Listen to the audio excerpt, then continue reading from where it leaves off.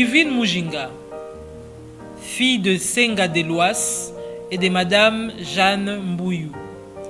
Issue d'une famille de 10 enfants, dont elle est l'aînée, graduée en sciences commerciales et administratives, option secrétariat de direction. Formée en gestion des entreprises.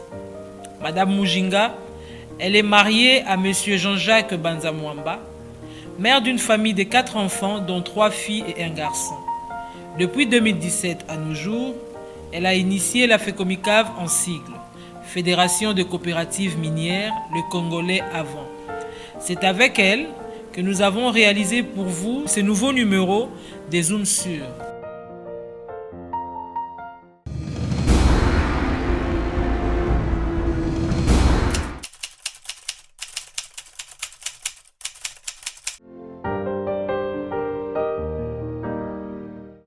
Je réponds au nom de Madame Wivine Mujinga Wansenga. Je suis la présidente nationale de la FECOMICAV.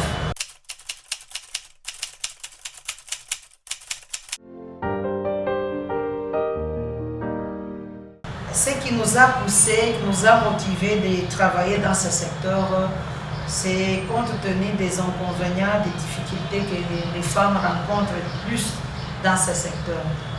Alors, plus de femmes en RDC travaillent dans le secteur mine, dans des mines, là où on fait dans des sites miniers, là où on fait l'extraction minière, l'exploitation minière. Or, vis-à-vis de la santé de la femme, il y a plus de difficultés, plus d'inconvénients. La femme s'expose à beaucoup de maladies. Il y a le cancer de l'utérus qui peut la prendre. Il y a la tuberculose, départ de la manière qu'elle est en train de travailler. Il y a beaucoup de pandémies à laquelle la femme est exposée. Hormis cela, la femme est exposée aussi à la violence faite à la femme, à la violence sexuelle. Parce que la majorité de tous les bruits que nous sommes en train de suivre par-ci par-là dans notre pays, la RDC, les femmes sont plus violées dans les carrières et dans les sites miniers. C'est là où la femme se retrouve isolée, seule, loin de la société. Alors, du fait que, pour convaincre la femme de se retirer dans ses activités habituelles, nous avons jugé bon d'organiser l'administration. Parce que quand on a la possibilité de retirer la femme là où elle est exposée à beaucoup de maladies, à beaucoup d'inconvénients, on doit chercher où la mettre, où l'orienter. C'est ce qui a fait à ce que nous puissions initier l'administration de la fédération. Juste pour retirer les femmes qui ont eu quand même à passer sur le banc des écoles et les autres auront des formations pour aller travailler dans les autres orientations à laquelle nous allons les orienter.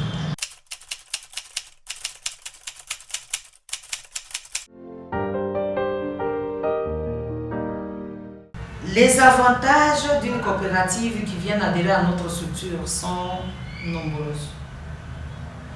La FECOMICAV, elle accompagne d'abord sur le plan administratif. Elle organise l'exploitation minière en RDC artisanalement parlant.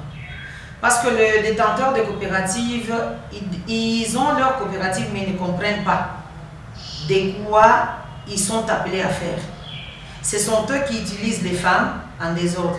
Ce sont eux qui utilisent les enfants mineurs en désordre. Ce sont eux qui font les exploitations aussi en désordre. Alors, quand vous venez adhérer à notre structure, nous allons vous orienter de la manière que vous allez pratiquer votre exploitation en RDC, tout en respectant notre code.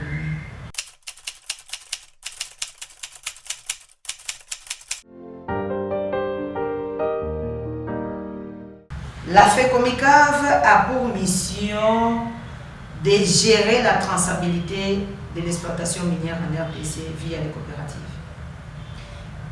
On gère la traçabilité comment? On gère la traçabilité de la production. D'abord de l'organisation administrative. On doit vérifier les détenteurs de coopératives si ils ont des agréments officiels. C'est sur le plan organisationnel administratif. Là, on les gère. On doit veiller à ce qui est la traçabilité, la déclaration nette, sincère et transparente de leur propre production journalière, hebdomadaire mensuel, trimestriel, semestriel et annuel. Quand nous avons cette idée-là, là on pourra bien accompagner le paiement normal de taxes de l'État congolais. C'est dans les missions. L'État nous a donné la mission de gérer le paiement régulier des taxes. L'État nous a donné aussi la mission de gérer la non-utilisation, comme je l'ai dit bien avant dans nos objectifs, la non-utilisation des enfants mineurs dans les mines et carrières en RDC. L'État nous a donné la mission de gérer l'accompagnement humanitaire des creuseurs artisanaux dans les sites miniers et carrières. Parce que là-bas, les creuseurs artisanaux, ils sont exposés à beaucoup de maladies, à beaucoup d'épidémies. Ils sont exposés à... Ils sont en train de... Ça, c'est sur le plan environnemental. On est en train de gérer aussi, on a la mission de gérer l'orientation de l'eau potable, juste pour la vie des artisanaux. Là où il y a l'exploitation minière, on ne peut jamais, quand bien même il y a une source d'eau, même une petite rivière, vous n'avez pas le droit d'utiliser l'eau là. Nous devons gérer le plan environnemental de l'utilisation de l'eau potable. La FECOMICAV a une mission de gérer la santé primaire des artisans. Quand on parle de la gestion des coopératives qui sont membres, on voit les exploitants de cette coopérative, ce sont des creuseurs. Alors nous avons la possibilité, nous avons l'engagement, la mission de gérer la santé primaire de ces creuseurs-là, de gérer la santé humanitaire de ces creuseurs-là. C'est la mission que nous détenons.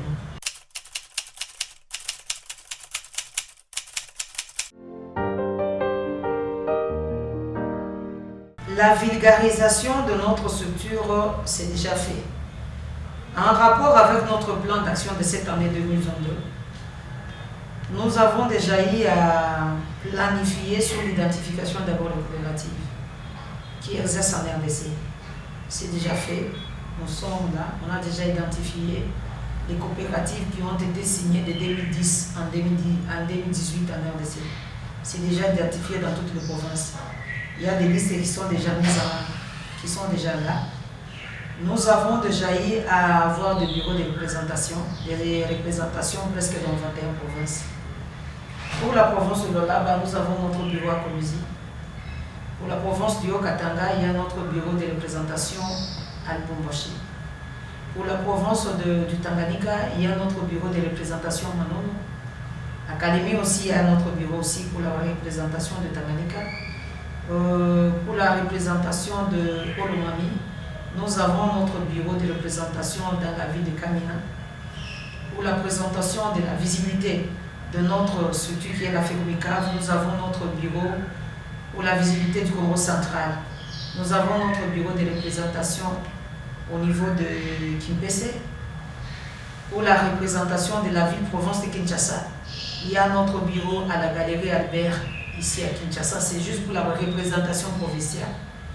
Pour la représentation de la visibilité de notre structure dans la province du Grand Bandundu, nous avons notre bureau de représentation à Bandundu. Nous avons notre bureau, ça c'est pour la province de Kwango, je pense. Nous avons notre bureau de la représentation de Kouilou. Nous avons notre bureau de la représentation de Maïndombe, toujours là-bas au Grand Bandundu. Juste c'est la visibilité. Pour la visibilité du Grand Kassai, pour la province du Kassai, nous avons notre bureau de représentation à Noué. Ils sont en pleine activité. Là, il y a les recensements qui sont en train de se faire pour le retrait. Le retrait des enfants mineurs qui sont dans les mini-carrières et leur insertion scolaire via la gratuité prônée par le chef de l'État. Là, nous avons la représentation à Webo. Pour la province du Kassai central, il y a notre représentation à Kananga. Pour notre représentation du Kassai oriental, nous avons un bureau à Mbuji-Mayi. Pour la présentation de l'Omami, il y a toujours des bureaux, Samburu, il y a des bureaux. Le Grand Kivu, nous avons notre bureau à Kindu, qui représente le Maniema, avec notre représentant, M. Serge Masubi. Pour le site Kivu, il y a la coordination avec le président et le coordonnateur Mafampi. Pour le Nord Kivu, là à Goma, nous avons notre bureau de représentation.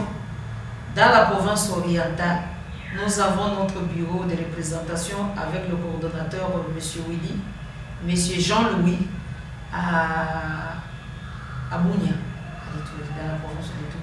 C'est la coordination du Grand Province orientale avec Chobo, Bazouélé, Otouélé.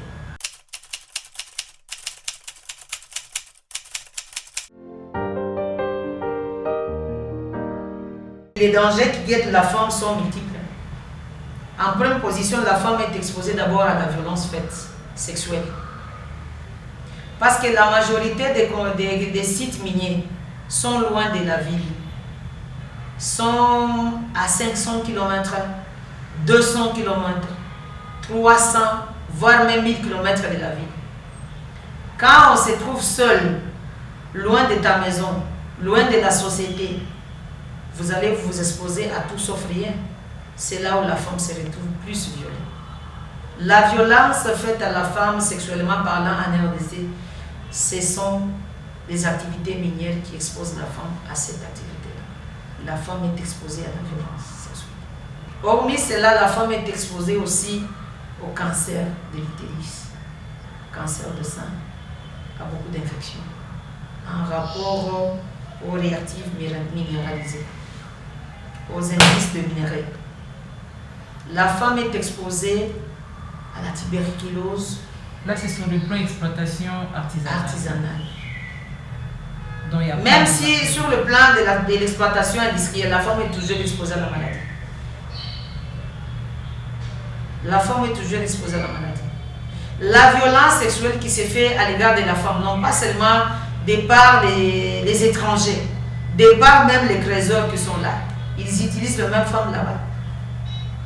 Ils utilisent les mêmes femmes. La femme est victime de beaucoup de difficultés. Quand elle se retrouve dans les carrières, elle contacte des relations sexuelles avec des hommes qui sont là sur place. Elle peut tomber enceinte, mais lors de l'accouchement, elle va s'en prendre comment? Parce qu'elle est loin de la vie, au risque de la mort. Devant l'accouchement dans les carrières, nous avons des images, c'est pitoyable.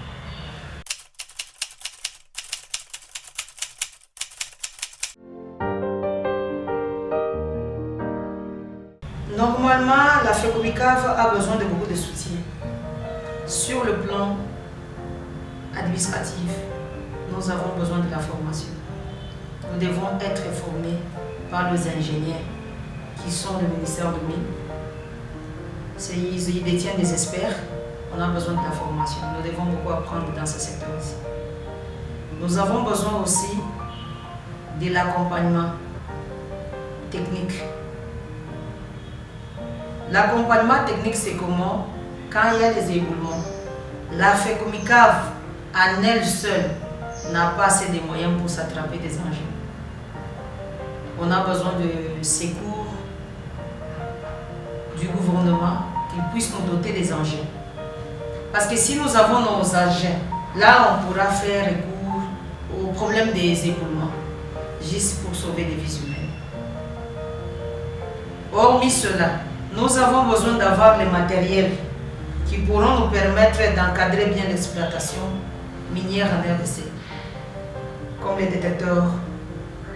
On a besoin de matériel qui pourront nous permettre un peu de sonder, matériel de sondage des concessions minières.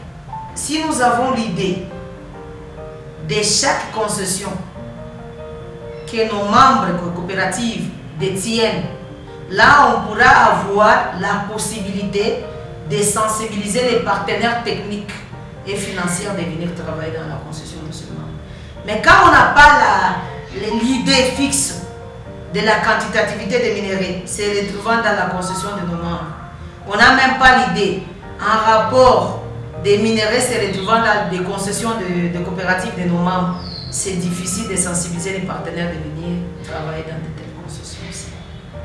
Nous avons besoin de l'aide gouvernementale et des organismes internationaux pour accompagner les coopératives qui travaillent artisanalement parlant en RDC.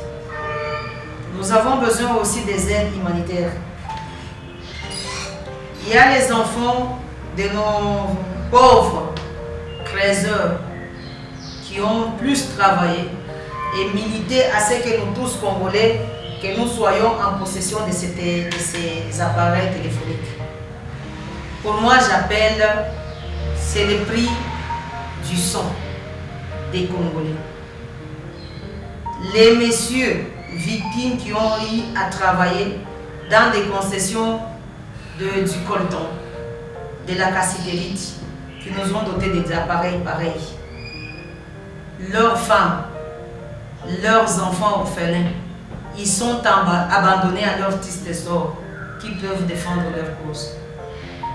Nous sommes en train de défendre aussi la cause pareille pour les femmes, veuves, enfants orphelins, des membres des coopératives créateurs de la fédération.